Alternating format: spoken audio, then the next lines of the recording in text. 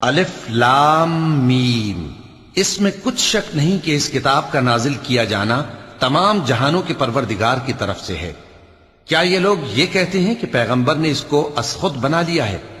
نہیں، بلکہ وہ تمہارے پروردگار کی طرف سے برحق ہے، تاکہ تم ان لوگوں کو ہدایت کرو جن کے پاس تم سے پہلے کوئی ہدایت کرنے والا نہیں آیا، تاکہ یہ رستے پر چلیں۔ اللہ ہی تو ہے جس نے آسمانوں اور زمین کو اور جو چیزیں ان دونوں میں ہیں سب کو 6 دن میں پیدا کیا، پھر عرش پر جلوہ افروز ہوا۔ اس کے سوا تمہارا نہ کوئی دوست ہے اور نہ سفارش کرنے والا۔ کیا تم نصیحت حاصل نہیں کرتے؟